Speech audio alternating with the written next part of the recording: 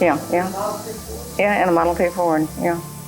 And this was when she was a child. child back on the farm, out from Quincy. I wanted to tell this. Here in Polk County? No, this is out from Quincy. Okay. And said that, Is that the air conditioner back in the bottom of that? Mm-hmm. That's okay. Anything to say? That's all right.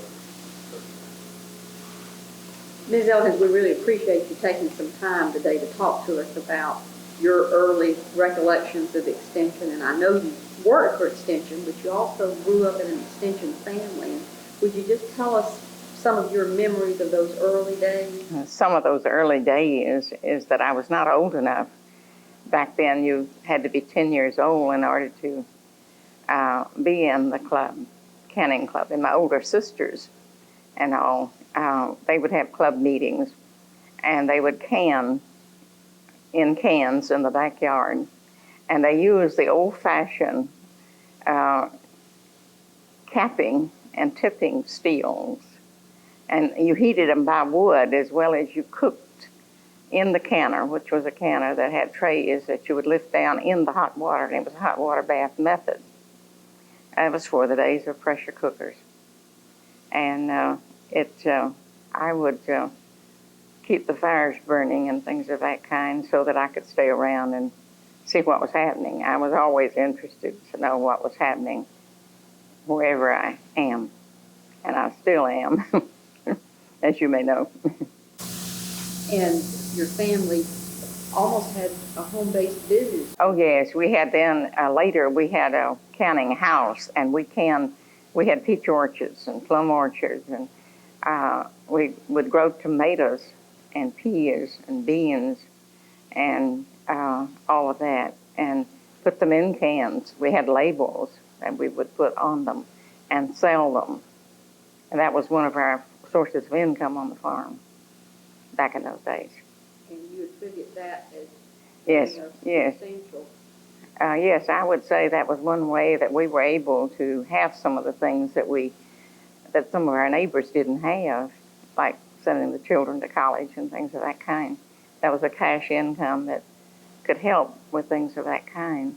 And a lot of people say, oh, the Depression days. Well, we went through Depression too, but we never did go hungry, neither did we like for anything special. We didn't have a lot of money, but we had the things we really needed on the farm. And you didn't grow up in Polk County, but you did No. grow up in Florida. I'm a native Floridian near Quincy. And then later I graduated from high school there and later went back there and taught. Now, today it's a private school out from Quincy, where I graduated from high school as well as taught there, home economics. Talking about vegetables and fruits, what are some of your early recollections of how families had meat and your own slaughtering and that kind of, how did you care for meat? Well, back in those days, as soon as the pressure cookers came along, we smoked before then and would kill cows and hogs and things and have smoked beef as well as the pork and hams and all, and cured, smoked. But then when the pressure cooker came along, we would can meat as well as the vegetables that need pressure cooker canning. But things like tomatoes and peaches and all, you could can with the water bath method.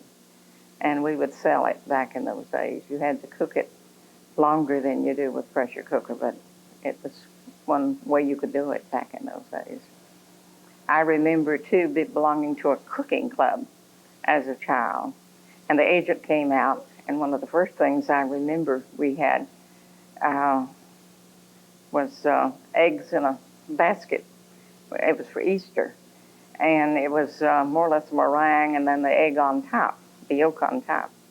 And that was one of the earliest things that I remember doing as an Easter type of thing back in those days. Since it's near Easter time now, I thought of that then. And so that, the agent, that was the lesson. The lesson she taught us for the day, and my friends and all. And we had a little, we usually went to the high school, but there was a little schoolhouse pretty close to my home, to my farm, and we would meet there for club meetings and all. But for the year, the advantages was better at the Greensboro High School, which was about 3 miles from where I lived. And a lot of times we went there. We'd maybe go to the little two-teacher school, two-room schoolhouse until the high school started, and then there was one teacher to the grade. And we would go there after then. I know some of your 4-H experience, you entered fairs and won some national 4-H awards. Tell us a little bit about that. Yes, in 1926, I was considered the outstanding 4-H club girl of Florida and was awarded a trip to the Congress in Chicago. And I was just telling you at lunch, it was the first time that I had been to a beauty parlor and got manicure and things of that kind. I'd go, my hair would be cut at the barbershop rather than in a beauty parlor. But I was introduced to the beauty parlor since I was going on this national trip and represent Florida. And I went to Jacksonville and met my chaperone there, and we took in the state fair at Jacksonville at that time, and then we went by Pullman car to Chicago, which took 2 days back in those days. What do you remember about some of the activities at that National Congress that you participated in? Well, it was very interesting, the music, the different bands playing, and the entertainment the different commercial people gave for us, as well as going through the packing houses and seeing the slaughtering of animals and things of that kind, which was a little hard to eat a steak that night after you had seen the cows slaughtered during the day. And as a 14-year-old, it made a difference. But it was educational, very educational, all of it. And it was an experience for a person who, at my age, to go to Chicago at that time, and the tall buildings and everything that we did not have in the small town of Quincy and Tallahassee. I went to Tallahassee and Quincy all my life, but not to Chicago. You, of course, grew up in the extension family, but then years later, after some of your home economics teaching, you joined extension as an agent and was in Taylor County and then came to Polk County. Mm-hmm. Tell us about some of the things that you remember talking with those early agents from Polk County, Mm-hmm. some of those experiences. Well, Mrs. Garland, who was one of the earliest agents for Polk County, she used to tell me about the time she'd get on a train and go to Frostproof from Lakeland and go to the schools and work with the 4-H clubs. And she would show me different places where they was strawberry fields that she would go and see them packing strawberries around Soakram out beyond Lakeland there. And the sewing and the canning and the cooking. Also Miss Lois Godby, who was after Mrs. Garland. She was, I had known her as a 4-H girl, and she was still living when I came to Polk County. Now, Miss Garland, I met her after I came to Polk County, and I would a lot of times go by for her and take her to our different meetings. And I think maybe in somewhere I did have some pictures of Mrs. Garland as well as Miss Godby. And I remember when I got the Distinguished Service Award in Seattle, Washington, Miss Godby would paint. She enjoyed painting. She was quite an artist. And she each year would paint a magnolia. And the one she painted the year that I got the Distinguished Service Award, which was 55, she gave to me, and I had it framed, and I still have it in my home. And I treasure it highly because she said, well, you're the first one in Polk County that's ever got the Distinguished Service Award nationally, and I want you to have my magnolia that I painted this year. And she brought it to me. I thought it was real sweet of her. Um, when you came to Polk County, came to Extension, agriculture office and home economics were not the same extension office. Elaborate on that for us. Well, the home demonstration office, as they called it at that time, was in the courthouse. The agricultural agent's office had already been moved. I mean, they were starting the agricultural center. And Mr. Paul Heyman was head of the agricultural department. I came as head of the home economics department. There was one assistant agent and one secretary up on the third floor of the courthouse. The courthouse now is a historical society building in Polk County because they built a new one. And we had there a kitchen with a sink in it, a stove and a refrigerator, and a dining room, a little small room with drapes and rug on the floor and things of that kind.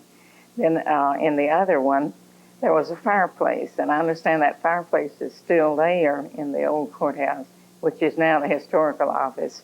And some of them were talking to me about it and said they would like to have a mantel put in there. They thought it would be real pretty. And I said, well, there was one there when they moved us out to the agricultural center. They moved us from the courthouse in '57. Now, I came to work for Polk County in '53, and we were there from '53 to '57, and it was in June of '57 that they moved us out to the agricultural center. They had built enough that they could now house the home economics department, or the still called the home administration department, out to the ag center.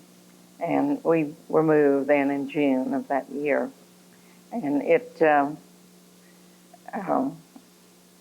we got a few new things when we came out, but all the old things were also brought out, and we tried to make use of them. And I understand there are a few of them still being used today. You said that one of the reasons why you had wanted to come to Polk County was you wanted to live sometime during your life in citrus country.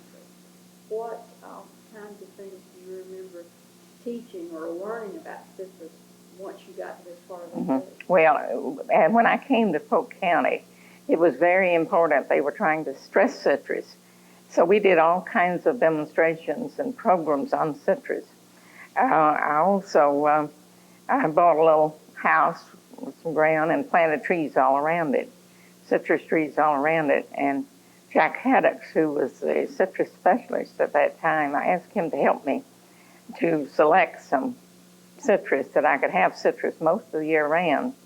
And he did, and most of the year round. I have a little citrus. I may not have a whole lot, as you know, but usually I can get citrus out of my yard most any time of the year, which I enjoy very much. I had always lived up near Tallahassee, the capital of Florida, and I would go to national meetings, and they'd say, "Oh, you're from the orange country," and well, I was not. And I thought, well, sometime in my life, I'm going to live among the oranges. So when I was invited by the district agent and the state agent to come to Polk County to live, I accepted and came.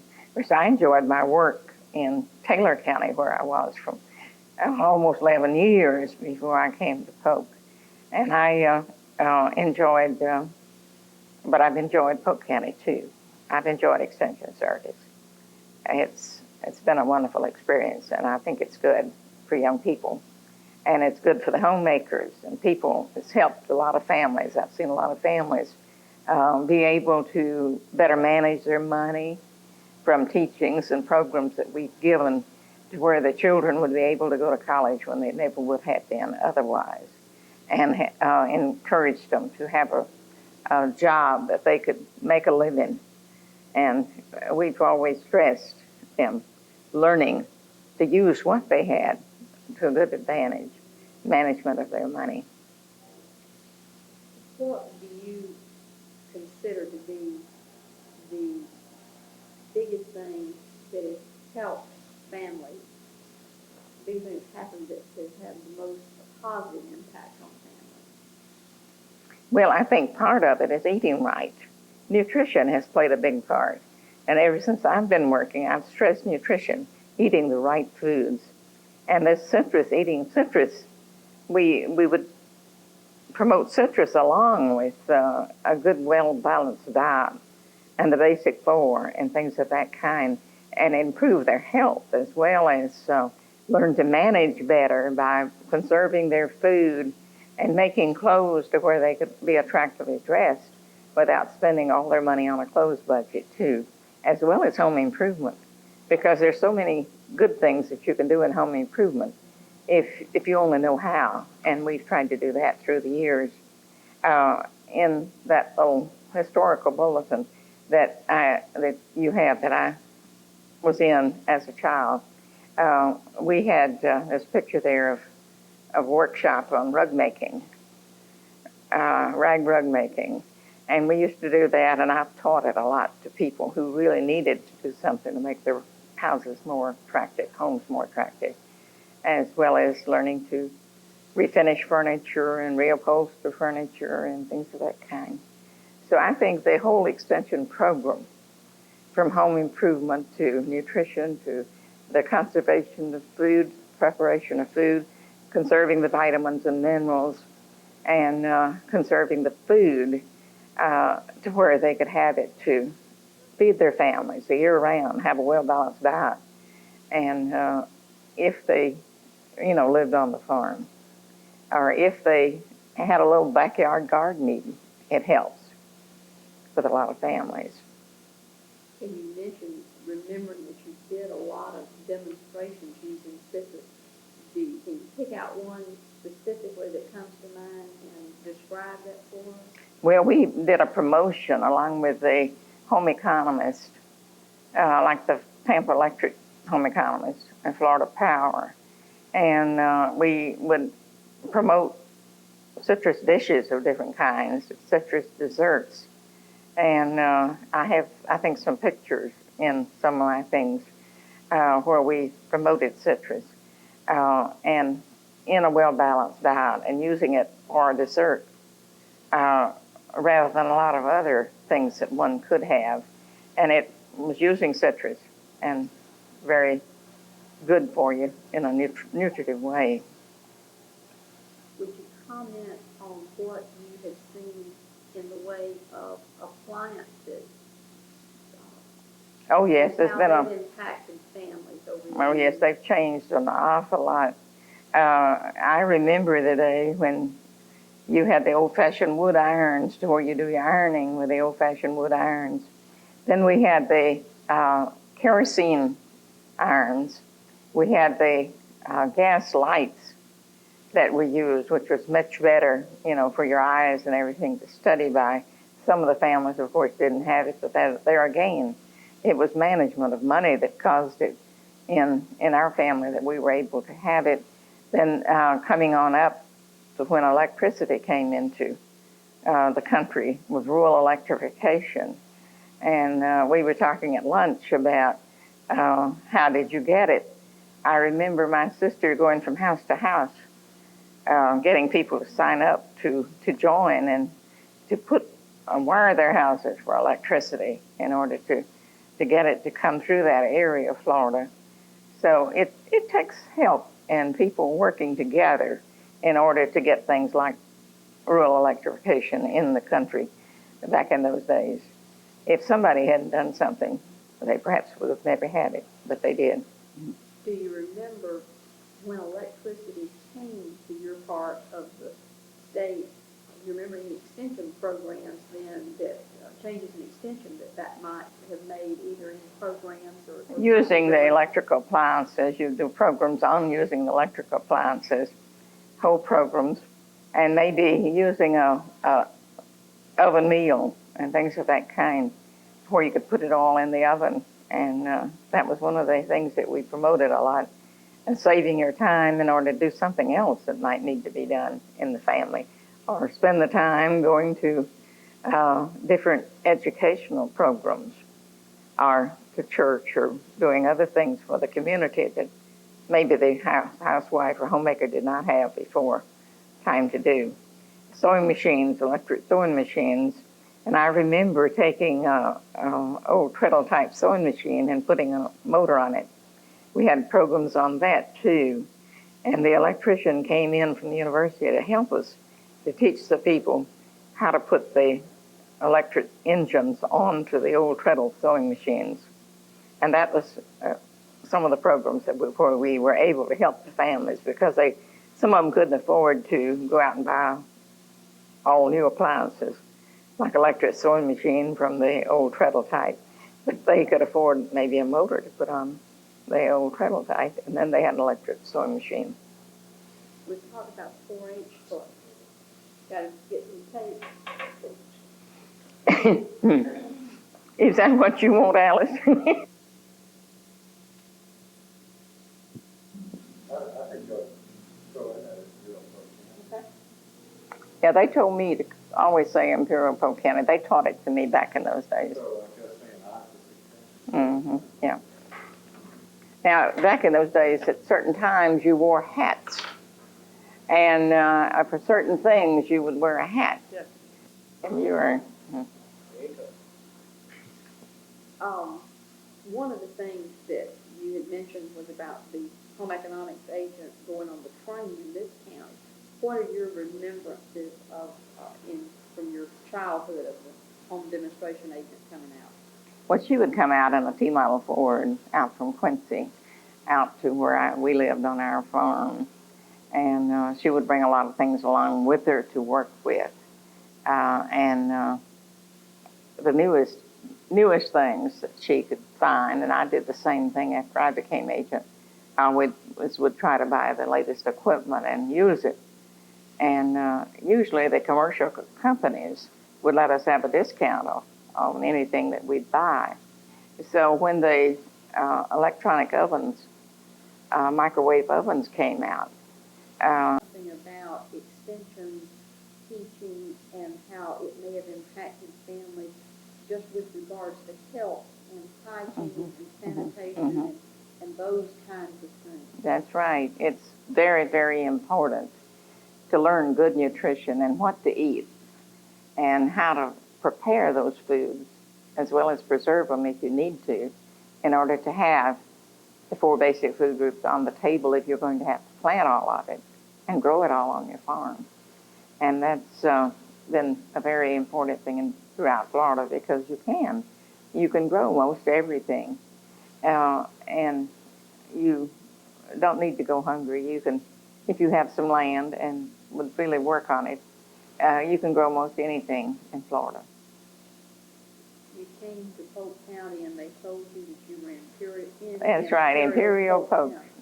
Imperial Polk County, because they would say, the commissioners told me when I first came to Polk County to work, they said, now, Miss Elkins, this is Imperial Polk. So you always, when you say that you're from Polk County, you tell them that you were from Imperial Polk. And I really learned my lesson well.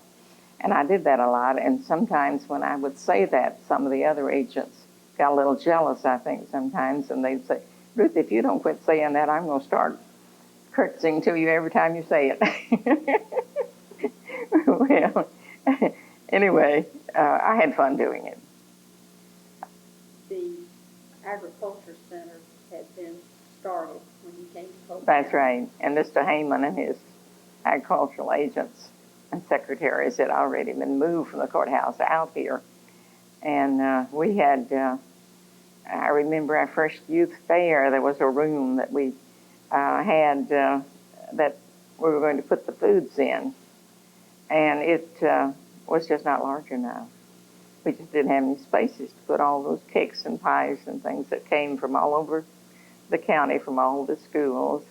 And another little joke that I thought was good, we didn't have much secretary help or anything, so we had some of the high school students helping us.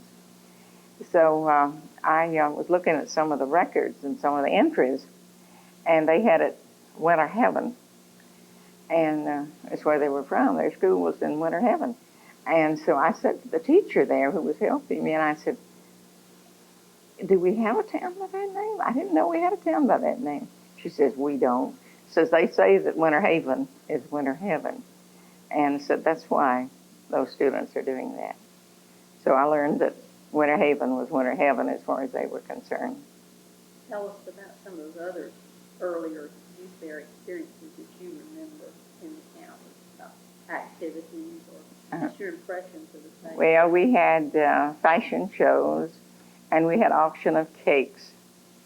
And they would pick out the better cakes, and then they would auction them off. And sometimes they would bring as much as $100 or $60. Everybody tried to get their cake to make the highest amount of money. And sometimes aunts and uncles would buy those cakes and give the children. Just to say that my niece got the most for her cake. She got $125 for her cake. And to me, I thought that was kind of like false. So we started doing it another way, asking for tricolors and letting them get something that, like a plate like you're still doing now, rather than the other. And I think it's better that we are doing it that way now. I've come back and helped you with judging and things, and helping also to give the awards from the clubs that I've belonged to and have been president of, and I think it's a better idea. And the fashion, the dresses and everything was, I think, still, it's a nice thing to have a fashion show. We had, way back in the early days, we also had health contests. I remember representing my county as a child, 14-year-old, as supposedly the most healthy 4-H'er in that county at the state short course at the University of FSU. Tell us what that involves, being in a health contest. Well, you would get examinations of all kinds, and they would stress that you eat right, as well as have your different tests made, like smallpox shots and typhoid shots and things of that kind that you needed, everything to make healthy. And so then you would be judged, and in the history book that I wrote, that I have over there, it shows some of them in bathing suits being judged back in those days, as to whether you're exercised right and all, and your poise and all. Well, it's different types of things that the activities of 4-H'er. We mentioned to begin with that you have a number of extension experiences. You certainly have a lot of experiences as a child growing up, and you've went on as an adult to certainly 30 years is a pretty good chunk of life work involved in extension. I was a 4-H club leader during the time I taught school, too. I taught in high school for 3 years there. And I first taught in a government school, and then I came back and taught where I graduated from high school, and I was a 4-H club leader there. And then I was invited to come with extension. And the district agent who invited me to come had been my county agent back when I was a child, when I started off. And so she was then my supervisor as an agent, beginning agent. How would you sum up or answer the question, what has extension meant to you? Well, it's been a very lovely experience. I think it's good. It's been very educational and enjoyable. I've enjoyed every stage of it. I've enjoyed it as a child, and as a 4-H'er, and as a 4-H club leader, and then as an agent for 30 years, and then as a retired person, I've enjoyed the experiences of coming back, helping judge at youth fair, and the times that you've invited me back to maybe install officers, or to maybe do a devotional for a council meeting and things of that kind. It's all been very enjoyable. There's been a few little things that sometimes I wish hadn't happened in life, but there's not anything that's perfect. So I'd say extension has done a great role in my life, as well as a lot of other lives I've known. And building on that, from your vantage point, what do you see extension can do for families in the future? Oh, it can mean a lot, because a lot of families that I've come in contact with as a volunteer working as president of different clubs that I belong to. A lot of them don't know how to manage money. They need lessons in that. They need how to prepare food. They need to know how to select food and good nutrition. And they need how to make clothes and select clothes that are becoming to them and their personality, as well as their homes, and color schemes that are pleasing for their families, and good public relations, family relations within the family. There are a lot of homes that if they, would listen and read how to get along with people, it would be much happier. It has a lot to play in the future. You had mentioned earlier about leadership and trying to teach leadership. Where do you see a leadership role in the future of extension and family? I think it's very, very important, because when you train a leader, and you maybe have 30 ladies that come in, and you train these 30 ladies, and each 30 ladies go out, if they teach 10 more people, you see how it spreads out and helps, and it saves money. It saves taxpayers money. And a lot of times, neighbor to neighbor can teach each other, and they'll listen to the neighbor more than they will the educated lady. And well, it's good, because it saves the agent's time to go on and teach another group of leaders. So leadership is very important. Teaching it for 4-H and for home demonstration, or for extension home economics as it is now. And I remember saying when they changed it from home demonstration agent to extension home economics agent, I kidded the ladies when I came back, and I told them that I had a brand new title, and I didn't get married to get it either.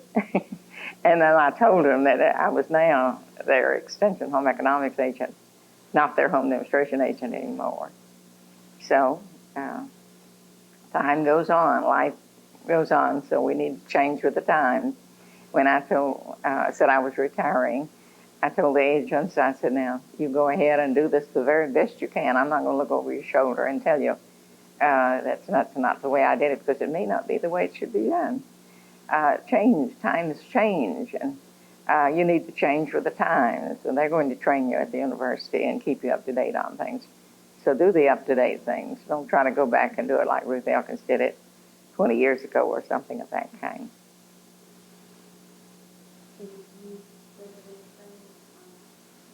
One of the things that we didn't seem to mention is health organizations. Organizations that you belong to Now, in extension, or organizations that you may have been a part of in Barco or Polk County. Mm-hmm. Picked up a lot of since I've been old enough, I belonged. And I have served, this makes the 3rd term as president of the Women's Club. It's 2 years since I've retired, and I was president of the Music Club. I have been president of the Pilot Club. Right now, I'm still a member of the Pilot Club, and I'm membership chairman of Pilot Club, and do the initiation of new members and training of new members for Pilot Club. I've also been president of the Garden Club and of the Circles in Garden Club. And I've also been president of the Business Professional Women's Club when I was in Perry. And I was also district director of the Business Professional Women's Club when I was in Perry. Of course, I have always belonged to my church, and I've been a member of the choir. And right now I'm a member of 2 choirs in my church, the regular church choir and the melody choir, which is the senior citizens choir in my church. I taught Sunday school and worked with Daily Vacation Bible School and Baptist Training Union people, different types of work in the church. Have you ever rested in Ms. Elkins? Beg your pardon? Have you ever rested? Yeah, a little, once in a while.